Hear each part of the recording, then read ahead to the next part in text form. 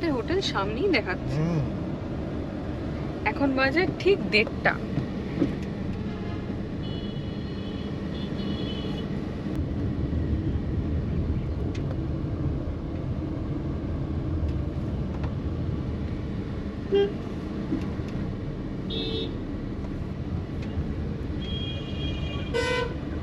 Nehru market, Digha.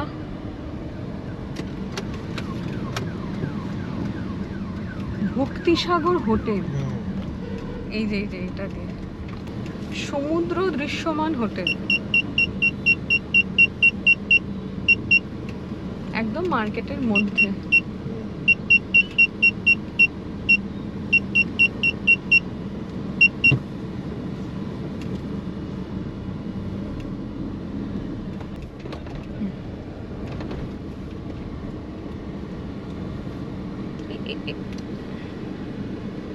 হ্যাঁ হ্যাঁ, ঠিক আছে ঠিক আছে। বক ভয় পেয়ে গেছে।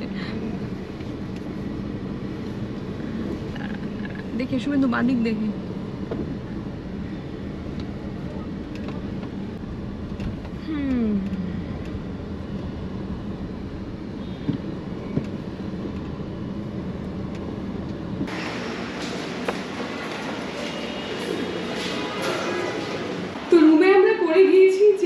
হ্যালো এভরিওয়ান, কেমন আছেন আপনারা সবাই? পুরোনোদের আরো একবার ওয়েলকাম ব্যাক, আর নতুনদের ওয়েলকাম জানিয়ে আমি ইন্দ্রাণী ওই যে শুভেন্দুকে সঙ্গে নিয়ে শুরু করছি অড কাপলের আরেকটা এক্সাইটিং ব্লগ। রয়েছি এখন দীঘায়, উঠেছি ভক্তিসাগর হোটেলে। করিডোরটা তো আপনারা দেখলেনই। ছোটো করে একটু রুম টুরটা দিয়ে নিই। ফার্স্টে রুমে ঢুকেই এরকম রয়েছে বাথরুম, বেসিন রয়েছে, ওয়েস্টার্ন টয়লেট, গিজার রয়েছে। তবে গিজার বোধহয় চার্জেবল, আমরা গিজার নেইনি। এসি রুম বুক করা হয়েছে। এই হচ্ছে রুম। টিভি রয়েছে, ছোট্ট একটা ক্যাবিনেট এখানে, এসি, জানলা। এই হচ্ছে বিছানা, এখানে দুটো চেয়ার, বেডসাইড টেবিল। শুভেন্দু মানে এতদিন ঘুরে ঘুরে মানুষের তো কিছু অভিজ্ঞতা হয়। শুভেন্দু আমাকে এটা অনলাইনেও বুক করেছে, আমাকে বলছে যে ইন্দ্রাণী আমি ভরসা পাচ্ছি না, মানে যেহেতু আমি ওকে বলেছিলাম একটু পশ এরিয়া থাকবো বাজার এলাকায়, তো দেখে দেখে এটাও বুক করেছে। তোমাকে বলছিল যে ইন্দ্রাণী আমি 2 দিনের বুক করবো না, 1 দিনের বুক করি, যদি পছন্দ না হয়। ঢুকেই আমাদের নিজেদেরকেই লাগেজ বয়ে আনতে হলো, যিনি ছিলেন উনি হেল্প করলেন না। যাই হোক, সেটা কোনো কথা নয়, পেরেছি, বয়ে এনেছি। বাট এই ছোটো ছোটো সার্ভিসগুলো কিন্তু হোটেল থেকে দেওয়া উচিত। ডেফিনেটলি যারা পারবেন না তাদেরকে নিশ্চয়ই ওনারা অ্যাসিস্ট করবেন, আশা করছি।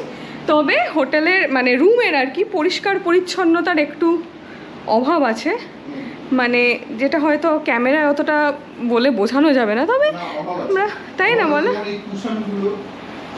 কুশনগুলো তো কবেকার এখানে পাড়া রয়েছে। এই জাগটা কি ময়লা দেখো, এটা তো জীবনে আমি জল খাবো না। এটা জাগ না গো, হ্যাঁ হ্যাঁ জাগই আছে। আমি ভাবলাম বোধ হয় কেটল বোধ হয়। আর যেটা আসার সাথে সাথেই দেখলাম এবং বললাম, কারণ আমার একটু প্রবলেম আছে যেটাতে, সেটা হচ্ছে এই পাখির এইগুলোতে। দেখুন পাখি বাসা করেছে, বলছে আজকে সকালেই নাকি উনি পরিষ্কার করেছে। আমাদের বাড়িতে, আমি যেখানে আমার ব্যালকনিতেও পাখি আসে বাসা করতে, ওরা মানে সকালের মধ্যে এতখানি কিরকম এখানে এতটা করতে পারে না, তাই না? মানে সকাল থেকে মনে আছে আমাদের করেছিল ঘুঘু পাখি বাসা, একবেলা গোটা টাইম লাগে। আজকে যদি উনি সকালবেলায় এটা পরিষ্কার করে থাকেন, জানি না কী করে হয়। এনিওয়েজ, এবার ব্যাপার হচ্ছে এই পাখির পটিতে না আমার একটু অ্যালার্জি আছে, এটাই হচ্ছে সমস্যা। কিন্তু যেটা ভালো লাগলো সেটা হচ্ছে সামনে এই সুন্দর সমুদ্রের ভিউ।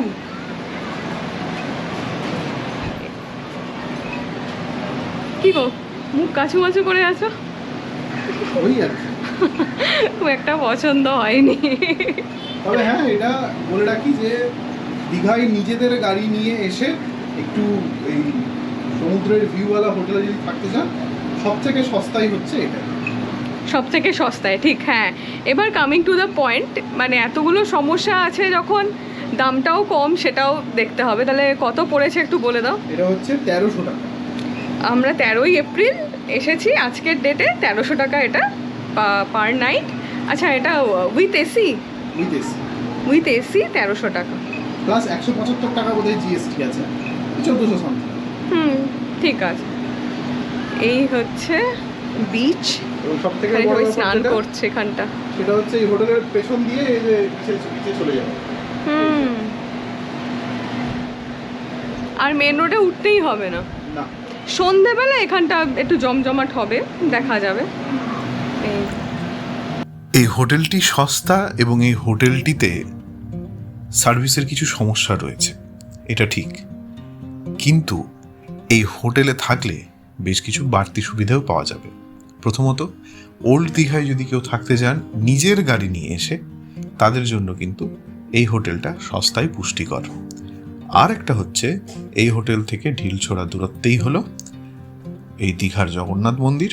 অপরদিকে এই হোটেলটি একদম ওল্ড দীঘার যে মেন সি বিচ তার কাছে হওয়ার কারণে খাওয়া দাওয়ার কোনো অসুবিধা নেই। এই হোটেলের যে রেস্টুরেন্ট তার উপরেও আপনাকে নির্ভর করতে হবে না, আপনি ইচ্ছে মতো সময় সুযোগ বুঝে বিচের কাছাকাছি যে কোনো হোটেল বা রেস্তোরাঁয় আপনারা গিয়ে খেতে পারেন। তো এই হোটেলটার এইখানটা হচ্ছে এই পার্কিং এরিয়া, আর এই পার্কিং এরিয়ার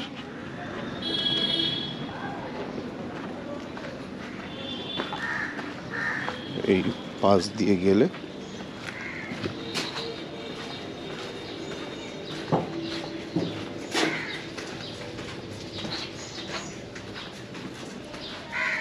এই সোজা সমুদ্র বেরোনো যায়, সমুদ্রের দিকে।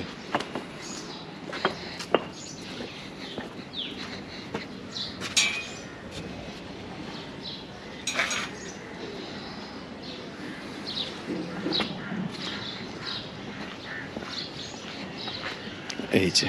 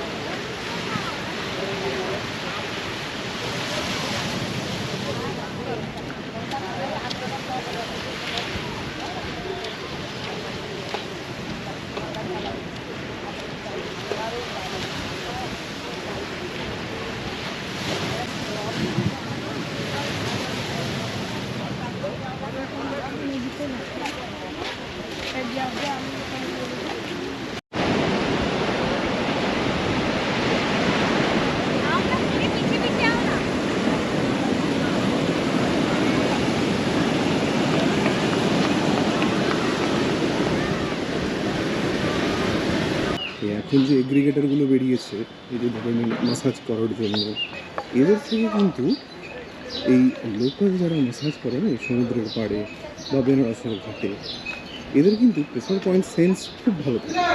মানে এটাতে হয়তো আমার সঙ্গে অনেকে দ্বিমত হবে, অনেকে বলবেন যে এরা আনপ্রফেশনাল, মানে এক্স্যাক্টলি মাসাজের যে টেকনিক সেগুলো নিয়ে এরা পড়াশোনা করে না বা ট্রেনিং হয় না এদের প্রপার। কিন্তু আমাদের দেশে আয়ুর্বেদ বা মালিশ এই বিষয়গুলো কিন্তু অনেকটা অভিজ্ঞতার উপরেও নির্ভর করে।